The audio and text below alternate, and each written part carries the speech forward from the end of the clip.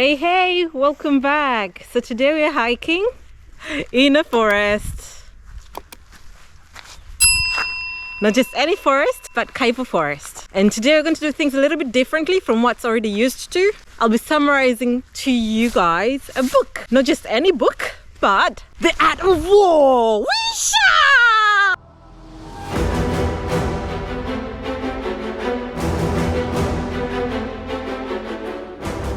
As you can see, I'm surrounded by trees all around me, and these are pine trees.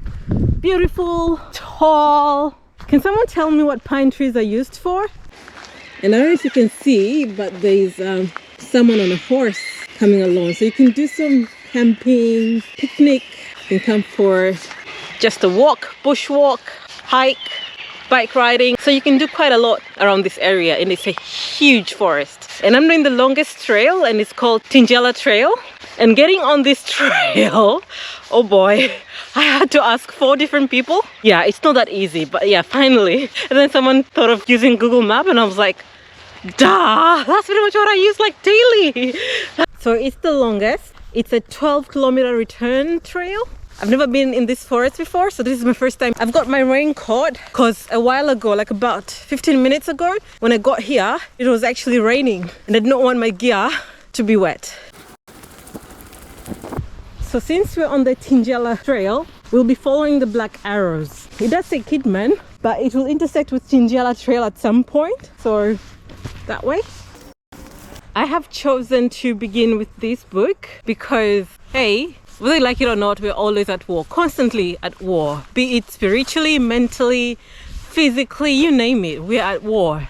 And what better way to be at war than to be prepared for that war? Because in any war, the outcome, or rather our outcome, which we want, is only one, which is to win, yeah, to be victors. And what better way of winning than being equipped with the knowledge, all right, with the tools. But once you're equipped with the knowledge, you just go back into that toolbox of yours and you know exactly what tool to grab and to use it. Again, it goes for spiritual war, you know, whatever war that you're at. And hence why I've decided to go with this book as my first book. I became interested in knowing about this book when I was doing my business studies. And quite often, I'll use this book in my assignments and obviously reflections. I'm not sure exactly when this book was written.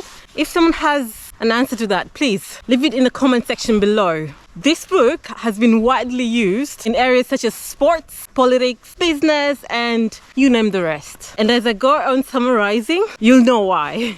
I have downloaded an ebook and it only has 62 pages. You can take less than 2 hours to be done with this book. It's a very small book and it's written by Sun Tzu back before Christ. This book has 13 chapters, and for the purpose of this hike, we're only going to see 6 chapters. The weather is changing. It's beginning to rain again. So it's been raining off and on. So you can see the cloud cover and the dark clouds coming in. So there are some logging activities going on in the forests. As you can see, some trees have been chopped down. So we've got a pile over there. And we've got a couple of them around, but then the bigger ones, as you can see them, this rainfall is not going to stop our hike. All right, so back to Sun Tzu. The first chapter is laying plans. Before anything, you have to plan out, yeah? Like before I came out for this hike, the day before I had to prepare what to carry, you know, getting enough sleep, preparing mentally as well, assessing if my body is adequate for the 12K, sussing out the area on the internet. So all that, yeah? So laying plans. Now let's see what Sun Tzu says about laying plans. So he talks about 5 constant factors to apply in the field. The first one, he talks about the moral law. All right, he says that people put all of their power in the ruler. So they follow with blind obedience. They fear nothing. Trees that have already been logged. Back to the second constant factor, which is haven. So I'm not sure if it will take us into the forest, but I doubt. Heaven indicates night and day, cold and heat. Sorry for the sniffles. By the way, it's 9 degrees Celsius, so yeah, that explains the sniffles. All right, so back to haven. Haven indicates night and day, heat and cold, and times and seasons. The third constant factor is earth, which is made up of life and death.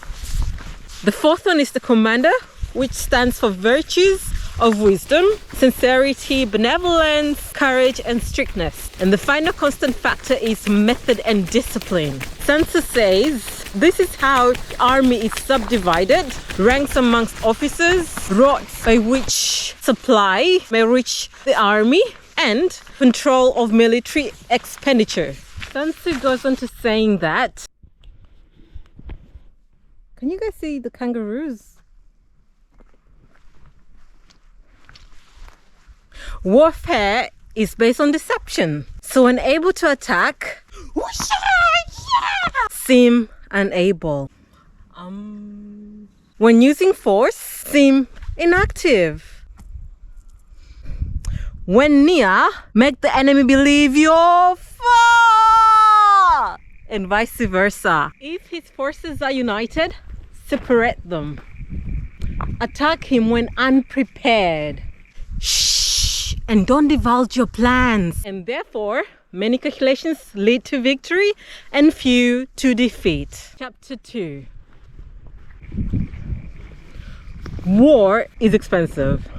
No country has ever benefited from long periods of warfare. Come with your war materials and search for provisions from the enemy land. One is made poor if they depend on contributions, and proximity of an army causes prices to go up. And look, it's beginning to rain again. Sun Tzu insists that you forage on your enemy. The beauty of an oversized raincoat and its high visibility.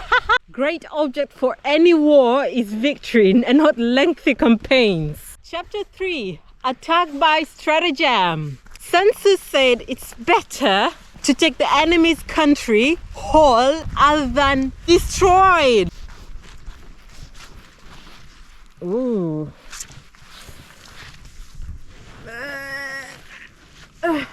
No, not quicksand. Yep.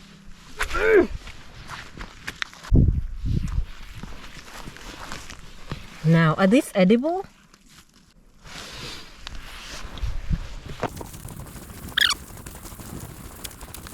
Now listen to the following very carefully. Supreme excellence comes from breaking enemy's resistance without fighting. He goes on to saying, don't let a siege happen, fight in the fields, not in towns.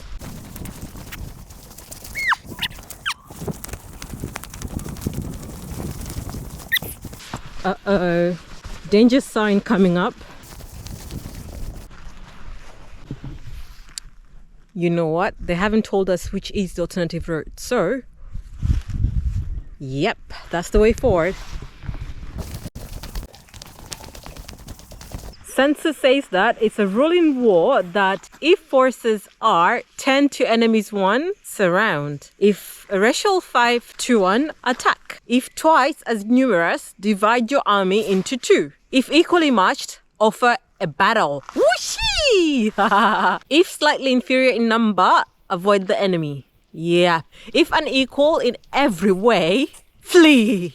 Like run. So let's look at the 5 essentials for victory.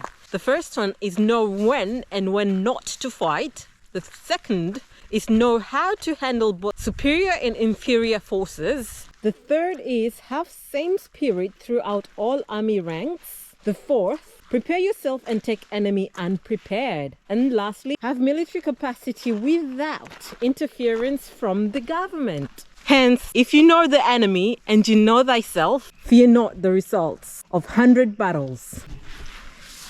If you know yourself, but not the enemy, for every victory gained, you will also suffer defeat. If you know neither the enemy nor yourself, you will succumb in every battle. Chapter 5. Tackle dispositions. One may know how to conquer without being able to do it. Security against defeat implies defensive tactics. Ability to defeat the enemy means taking the offensive. A clever fighter is the one who excels in winning with ease. He wins his battles by making no mistakes.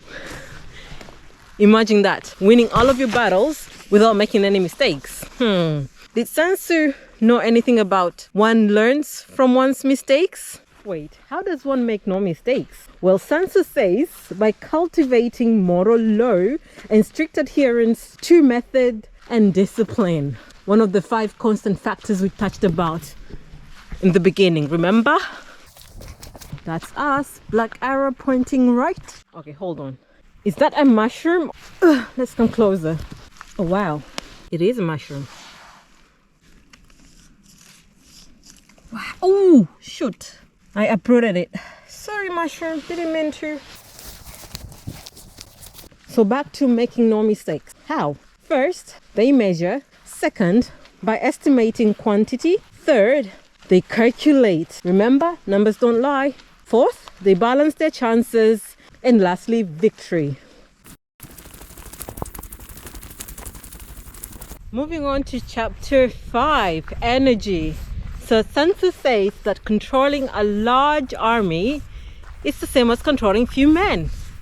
You just have to divide your men and know the weak and strong points. He goes on to saying that in battle, there are only 2 methods of attack, the direct and indirect, which in combination give endless series of maneuvers. Direct and indirect lead each other in turn, just like moving in a circle. You never come to an end. Maintain deceitful appearances. Fake disorder to assume perfect discipline. Fake fear to assume courage. Fake weakness to suppose strength. Use bait to keep your enemy on the move. Chapter 6, weak points and strong. So like I said earlier, we will end up here in chapter 6 and we'll see the remainder of the other chapters. So we've got 7 through to 13 on my next hike. All right, back to chapter 6.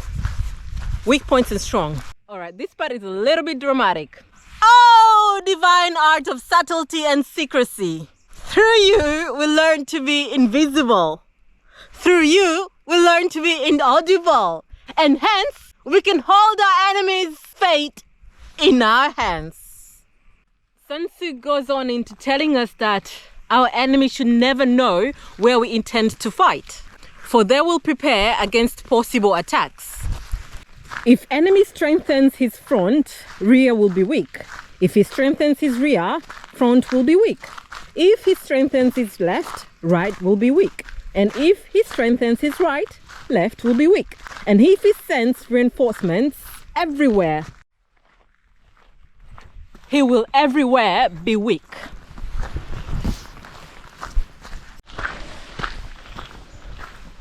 All right, so how do we proceed? Oh, hold on. Oh, I hope someone is not tempered with this. Oh well. Do you guys see the kangaroos?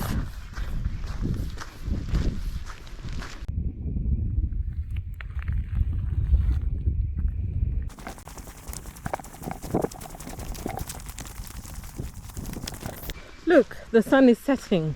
We came when it was high noon and now, let's see, it is after 4.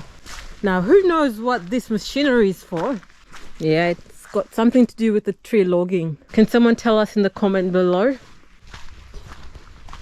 If I pinch one log, will they know?